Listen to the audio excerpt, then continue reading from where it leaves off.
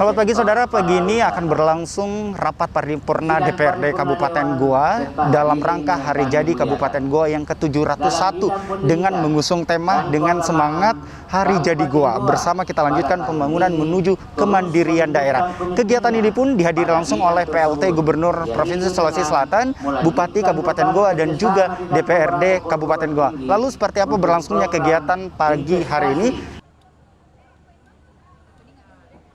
Kemeriahan tampak dalam pelaksanaan perayaan Hari Jadi Kabupaten Goa yang ke-701 yang dilaksanakan dalam rapat paripurna DPRD Goa. Momentum Hari Jadi Goa kali ini mengusung tema dengan semangat Hari Jadi Goa bersama kita lanjutkan pembangunan menuju kemandirian daerah.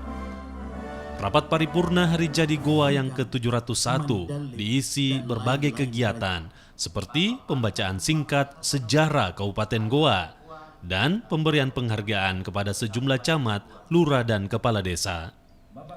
Dalam perayaan Hari Jadi Kabupaten Goa ini, Bupati Goa, Adnan Purhita Ihsan, juga meresmikan beberapa pembangunan infrastruktur yang tersebar di beberapa tempat di Kabupaten Goa.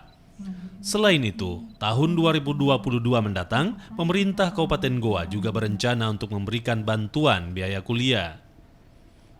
Kita berharap Kabupaten Goa di periode kedua saya bersama dengan Pak Wakil Bupati, Kabupaten Goa lebih maju. Terhitung alhamdulillah meskipun di tengah pandemi COVID-19 tetap investasi masuk di Kabupaten Goa. Kemarin kita baru saja melakukan peletakan batu pertama pembangunan Cimory, Dairyland yang akan menyerap tenaga kerja dan akan membangkitkan kembali ekonomi kita dengan target akan selesai pada tahun 2023. Investasi-investasi yang masuk di Malino seperti Kampung Eropa dengan banyak lagi yang masuk di sana sehingga itu menjadi salah satu destinasi baru yang ada di Tinggi Moncong. Nah, nanti akan kita umumkan. Persyaratannya itu kan kita tidak bisa mengintervensi apa yang menjadi standar dari setiap universitas masing-masing.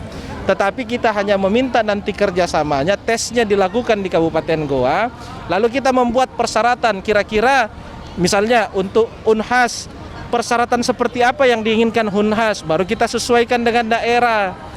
UNM, persyaratannya seperti apa, kita sesuaikan dengan kita. UMI, persyaratannya apa, Uniwismu, persyaratannya apa, itu semua akan kita sesuaikan. Bupati Kabupaten Goa juga mengajak seluruh aparat pemerintah dan masyarakat untuk tetap membangun kebersamaan dan kekompakan demi memajukan kabupaten yang berdampingan dengan kota Makassar tersebut.